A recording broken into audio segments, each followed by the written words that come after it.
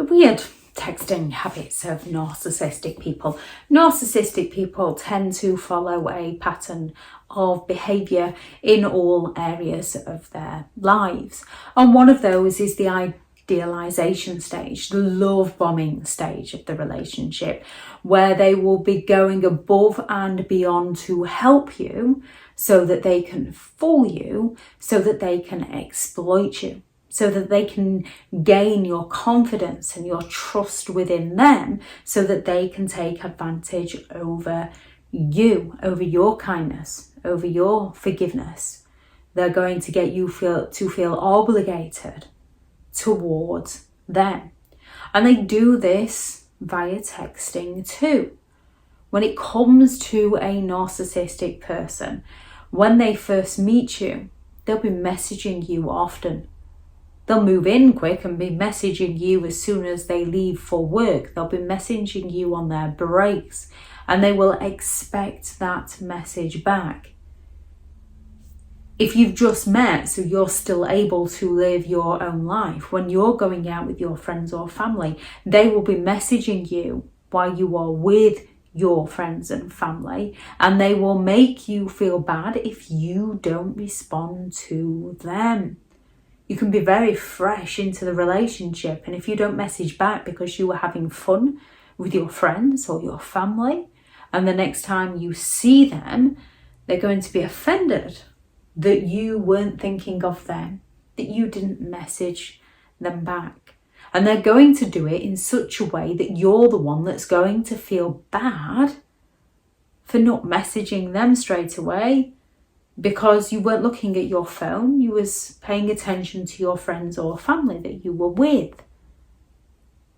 They are going to train you to pay attention to your phone.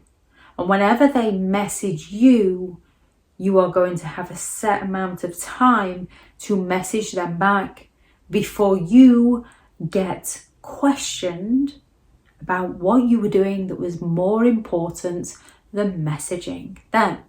Because they're seeking that validation. They're seeking that attention.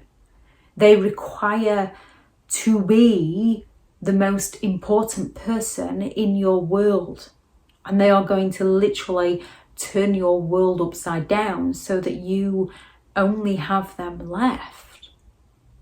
When they phone, they're going to phone at all times of night. They're going to message you as and when it suits them, because they lack the empathy to have any regard for what you're doing, even if you're sleeping.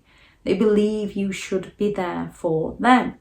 Now, in the beginning, they're going to be asking about you. They're going to be wanting to get to know about you so that they can mirror you and future fake with you, so that they seem like a caring and kind and trustworthy person.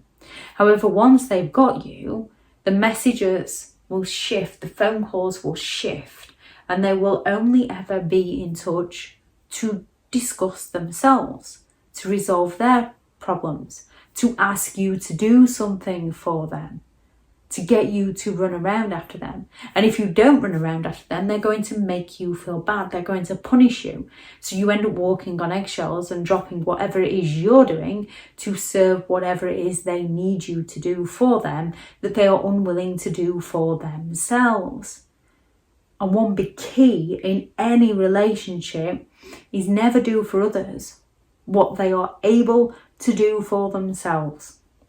We can help each other out. We can help somebody who doesn't want to do something, and they can help us when we don't want to do something. We can help somebody when they're stuck, and they might help us when we're stuck.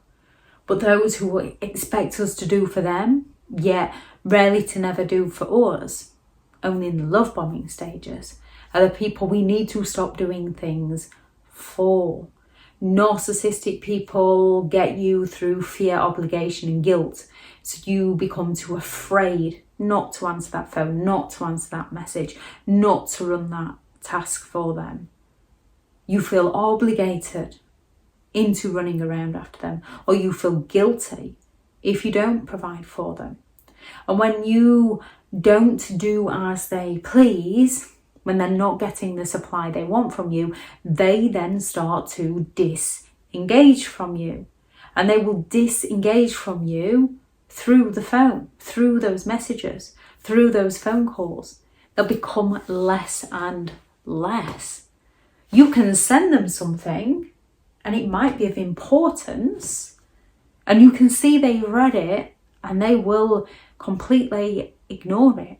And then when they come home and you try to speak to them about this, they're going to either fly into a rage of how you don't care about the day that they've had, or they're going to fall silent on you and not talk to you, because nothing ever gets resolved with a narcissistic person. They don't want to resolve issues. They create issues, expect you to clean up after them, blame you for the issues and blame you for not clearing it up correctly. So you will send them a message, they will read the message, and then they will completely ignore you. Or they might send you a random message, you answer them, and then they ignore you. They cause that intrigue where you're left wondering then what they're up to, what they're doing, why they're not answering their phone, why they're no longer interested. They cause that concern within you. Yet you know how uncomfortable it almost made you feel when they wanted to know your whereabouts. So you don't really want to challenge them. They're not the kind of person you want to be challenging because of the fear they place within you. And if you do dare to ask them, they're going to accuse you of being jealous and insecure and having trust issues, the trust issues that they're creating within you. You're going to develop trust issues around those with lying issues. And you deserve to be with somebody who does not spend their time sitting on the loo flirting with somebody new while you're sat downstairs or in a different room, heartbroken over the recent pain they've caused you. And just like with most narcissistic people, they're going to offer that intermittent reinforcement. So all of a sudden they're going to start messaging you again, checking up on you again. Especially if they've been disengaging from you, they want to reel you back in. And then at some point, they're going to discard you and ghost you completely. So even if you message them, they might have blocked you. That is a game they will play while you are in the relationship. They will block you.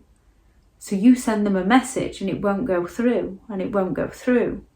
Yet you try again later on in the evening and it goes through, and you ask them about this and they'll just claim, oh, I had a poor signal, which we know can happen. So we take their word for it when they just randomly decided to block us, to play games with our minds, which genuine people don't do to those they love and care for.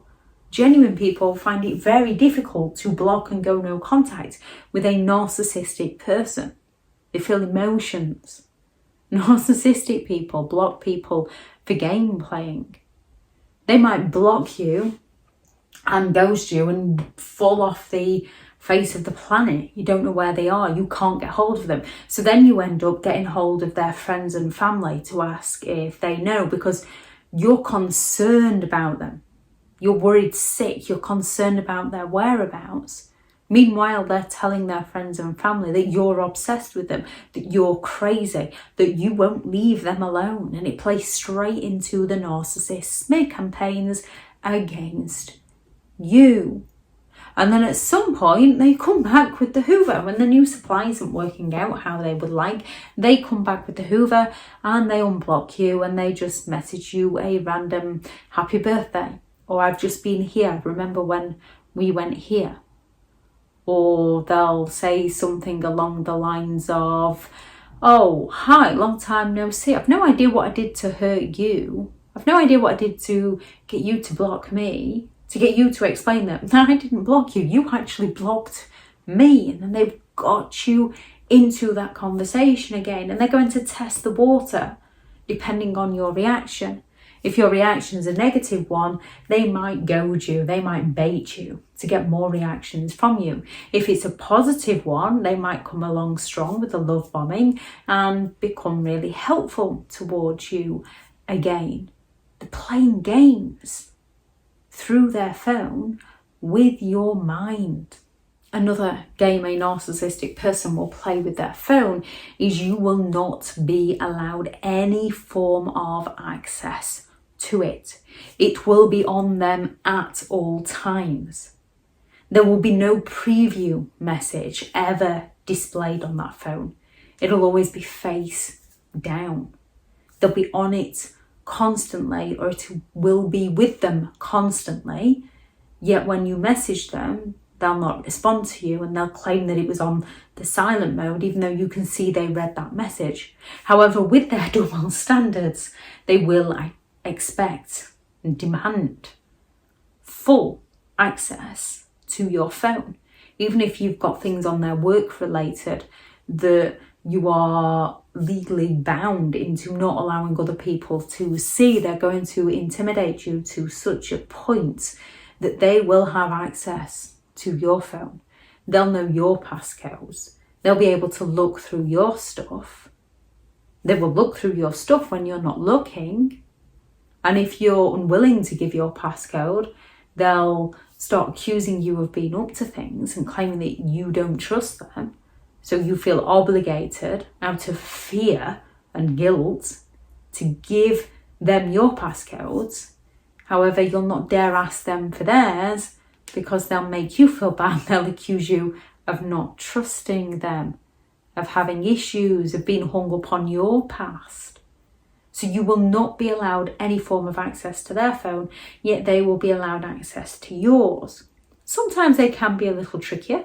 Sometimes they will make sure that all messages are deleted and then say, well, if you really want to look, and show you, so they can prove themselves as to be superior. But they've got nothing to hide, you see. It's just you and your insecurities because of the intrigue they're causing you, because they've deleted everything. You might have years worth of stuff on your phone for them to look through. They've got basically nothing. Or they've got a phone that you know absolutely nothing about. When it comes to a narcissistic person, nothing they do for you is out of the goodness of their own heart, is to exploit you so they can get their needs met by you. Any games you noticed with a narcissistic person and their phone, please add those into the comments. Thank you very much to all the returning subscribers and your continued support with the channel. It's greatly appreciated. If you are new to the channel, I'm Elizabeth Shaw. This channel is all about narcissistic behaviour to give you more understanding of the people you might be dealing with within your life, how to handle yourself around those people if you cannot go no contact, and different methods to find what works for you to help you understand and overcome narcissistic and emotional abuse. If you do find the information helpful on the channel, please do subscribe. If you are looking for further help and support in understanding and overcoming narcissistic and emotional abuse, I do have several online guides available, and those teachable links are in the video description. If you're looking for someone to speak to, I have partnered with BetterHelp, and their sponsored link is also in the video description. Go out there and create the day that you deserve, because you do deserve to have an amazing day. Bye.